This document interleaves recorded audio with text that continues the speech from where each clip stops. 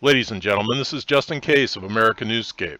Today we have the opportunity to interact with David Rubin, former mayor of Shiloh, Israel. He is the author of the book Trump and the Jews. David is the founder and president of Shiloh Israel Children's Fund, established after he and then 3-year-old son were wounded in a terror attack that left his son in critical condition. David is here today to shed some light and offer some real world perspective on non secured borders. This is not an ideological or political perspective, but rather a life experience or reality. David, thank you for being here and taking the time to speak to us. Oh, it's my pleasure. Good to be with you. Could you share some background with us, David? Background on David? Certainly, I could do that. Well, the person who you're speaking to is originally from the United States. I'm born in a place called Brooklyn that you may have heard of, and I moved to Israel. I moved to Israel 27 years ago after several visits to Israel, and I decided to make it my home. I actually grew up in New York as as what some people would call New York liberal Jew. I was quite liberal and quite atheist for a while, and I had a Jewish return to roots. And as a result of that return to roots, I decided that I needed to be living in the land of Israel, and that's what happened. I got on a plane. I was in the middle at that point. I was in the middle of completing a doctorate, and I just said, "That's it. I'm moving to Israel. I'm leaving the doctorate behind. I don't want to spend the next couple of years in the library working on my dissertation. I'm just going to leave it behind. I'm going to Israel, and we'll see what things happen." So I moved to Israel, and I've been here 27 years since then. Uh, I started a new life in a new country. I learned the language, Hebrew, and learned a lot of things. And as a result of all of that, I became very involved in the community of Shiloh, um, Shiloh or Shiloh, as Americans would call it, which is in the biblical heartland of Israel, the so-called West Bank. But when known by its correct geographic term is Samaria, that's the region where Shiloh is located.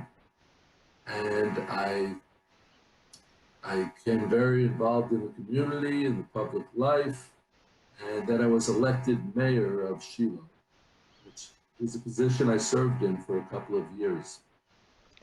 Wow.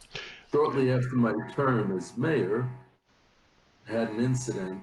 I, an incident happened to me and to my 3-year-old son that changed our lives forever.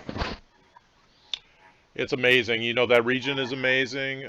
You've given a lot of insight into the wall that Israel has built and some perspective as the southern border of the United States and our lack of a secured border. Could you give us a little bit of background on the wall in Israel and its effectiveness? Certainly. Well, Israel has actually three border walls. You could call them border walls, you could call them protective walls, but that's really how you want to frame it. But I'll tell you about all three. Okay, and this is something that I've spoken about extensively, and it's something that many Americans aren't even aware of. So I think it's important for people to know what happens when you put up walls and you put up fences. And frankly, I haven't always been in favor of it, but I have to tell you the truth. Uh, but once it's finally up, well, let's examine this one by one. Okay. So the wall in we'll take it chronologically. The wall in uh, center of the country. There are walls and fences, a combination of concrete walls and fences. They separate the major cities of Israel from Judea and Samaria, the so-called West Bank, where the Palestinian Authority has their autonomy. So these protective walls and fences were set up to protect Israel from terrorism. So the walls are made of concrete and also fences, very strong wire fencing, with barbed wire as well, and electronic fencing. And they were set up to prevent the terrorists from entering the major cities of Israel, because they were the early from 2000 to 2006, there were massive terror attacks in the major cities of Israel, Jerusalem, Tel Aviv, and elsewhere. So it was decided to build a wall that would separate Judea and Samaria, a wall, fence, what have you, and it basically cut off the terrorism completely. The terrorist attacks in Jerusalem, in Tel Aviv, have, I can't say that they've totally wiped out, but there haven't been many since then. So it's been found to be very, very effective at cutting down terrorism. Then, of course, there is the border fence at the southern border of Israel that separates Israel from Egypt. And there, we had a different situation. Before 2010, there was a lot of illegal immigration coming in from the Sudan, from Northern Africa. And this was basically an economic immigration. These were people who were coming in because they wanted to find work and they wanted to get paid more. So it was an economic immigration, essentially. But they were coming in by the thousands, though. Between 2010 and 2012, there were thousands. It was 54,000 immigrants, illegal immigrants, that came into the country from Northern Africa. And 54,000 in a tiny country like Israel, which is about the size of New Jersey, is a tremendous amount.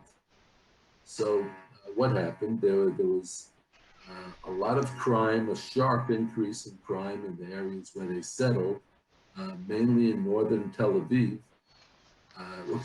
southern Tel Aviv, which southern Tel Aviv is kind of a working class area, but it soon became a high crime area, a lot of rapes and murders we never had, even in southern Tel Aviv. And there was a lot of protest, and people said, they started demanding of the government that they do something about it. There were government meetings, and as a result of those meetings, they came up with the idea to build a fence on the southern border that would stop the illegal immigration. And as a result of that fence, which was built in a couple of 2 to 3 years, it stopped the immigration almost 100%. There was a handful of illegal immigrants that came in after that. And because of that handful of illegal immigrants, the height of the fence was raised. And after that, not one illegal immigrant came in through that southern border. So it was enormously effective. That's amazing. I mean, yeah. So I'll just tell you about the last border fence, which is on the northern border of Israel that separates Israel from Lebanon. And there the concern, again, is terrorism and terrorist infiltrations by the Hezbollah terrorist organization in Lebanon, which of course is financed totally by Iran. So the border fence there is not completely built, but the work got started on it about a year ago, and they're working fast and furious to finish off that border fence. Wow. You know, if I can interject a little bit, sadly, California is reeling from its welcome to America politics and the policies, not limited to amnesty cities, healthcare for the undocumented, and a failure to cooperate with the federal agencies. David, how would you forewarn California and, for that matter, Californians? Well, first of all, forget about this ridiculous idea of sanctuary cities. It's the most absurd thing I've ever heard. It basically gives people the right to rape and murder and do whatever they want in your cities. I just don't get it. It just doesn't make sense to me or to anyone. As far as dealing with the authorities, I hope that the political authorities would have as their main goal to protect the people. Isn't that what it's all about? It's what it should be all about, yes. Okay, but if it's not, then we got a problem. We've got a problem. So here in Israel, the people are mostly of one mind. There were some protests from some of the left, some of the far leftists who were saying that it was racism to create that fence on the southern border, because those are mostly black immigrants from Africa. So, fortunately, the Israeli government didn't pay too much mind to it because they understood it as absolute nonsense and just political games that were being played. The fact is that nobody likes rapes and nobody likes murders, and it doesn't matter whether they're white or black. And Israel being a country that welcomed in many thousands of Ethiopian immigrants to Israel, welcome them in, and we're happy to have them. They're among Israel's most loyal citizens. So anyone who wants to launch these racism charges, we have to know to put it in, to define it for what it is. That is just name calling from people who have lost the ability to think or to discuss things civilly. Wow. David, as we wrap up, could you please share some insight into your book, Trump and the Jews? Absolutely. Well, my book, Trump and the Jews, is actually the 6th book that I've written. It was written shortly after President Trump was elected. That's when I started writing. And as I said, it's my 6th book. My first book was written just a few years after I established the Shiloh Israel Children's Fund to help the terror victim children in Israel.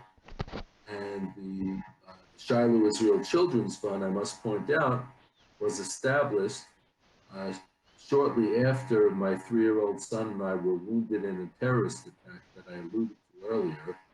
And in that terrorist attack, I was shot in the leg and he was shot in the head. And thank God the bullet that went into his head and through his neck missed his brainstem by 1 millimeter.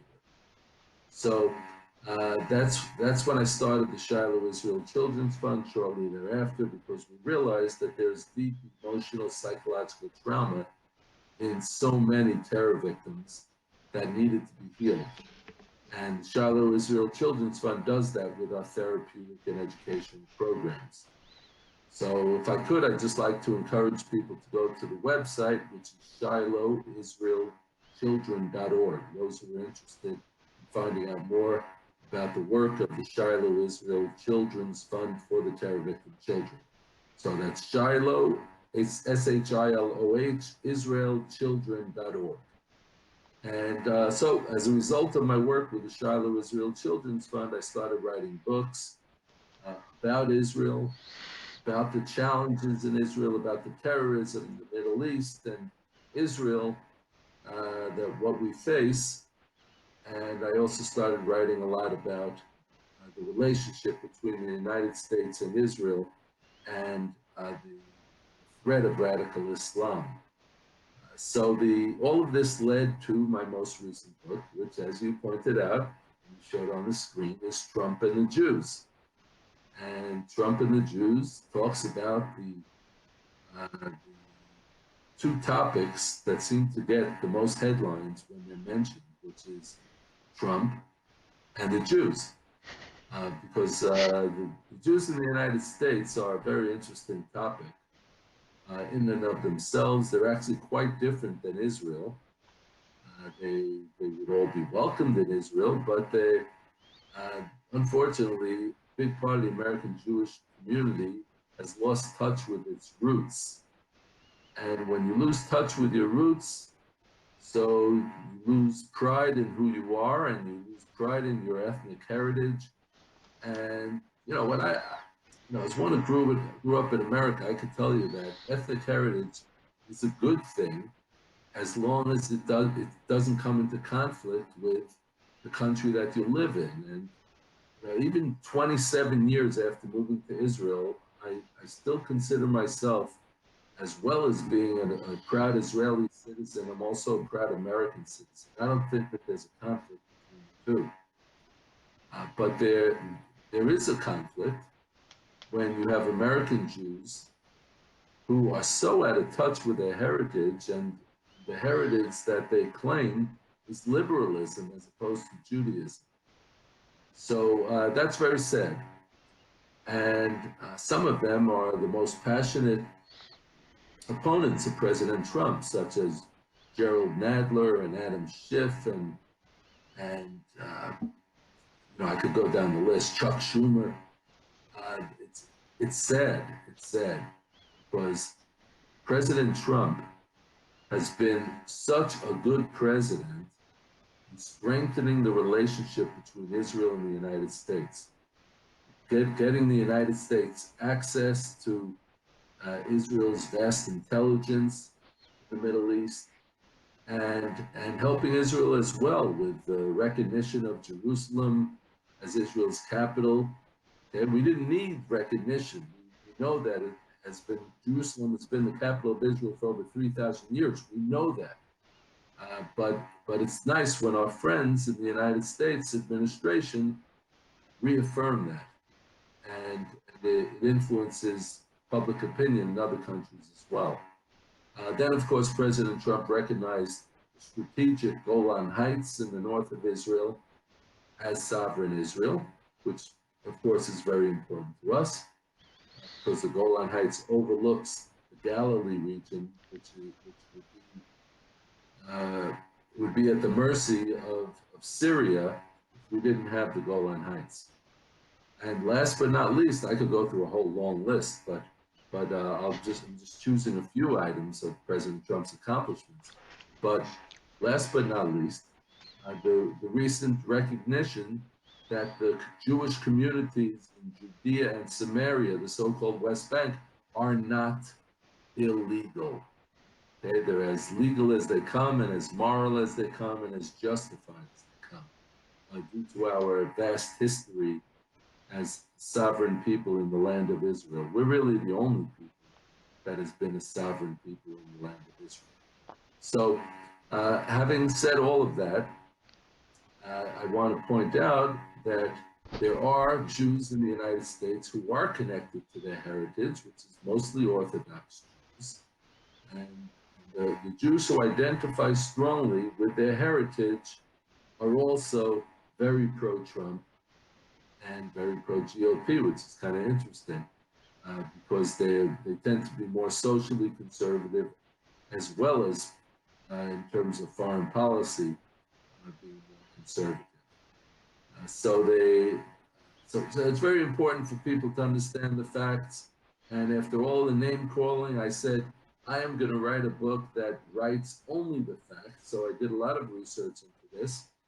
And the result that I came up with is Trump and the Jews. And so I want to encourage people to go out and get a copy or stay in and get a copy. And just go onto your computer and go to davidrubinisrael.com. Rubin is spelled R-U-B-I-N.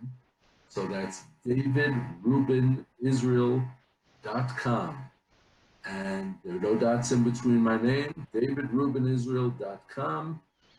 And you can get all the information about my books, including Trump and the Jews, or you could just go straight to Amazon and just type in the words Trump and the Jews, David Rubin, and you'll have a copy of the book. Well, David, thank you. Ladies and gentlemen, for additional information about David, the border wall, and American Newscape, please check out the Read More in this posting. All those links will be provided to you. David, thank you for joining us. You have given us a fresh perspective. It seems the rest is really up to us. This is Just in Case of the American Newscape signing off. Please don't forget to subscribe to this channel and give us some feedback. Thank you very much.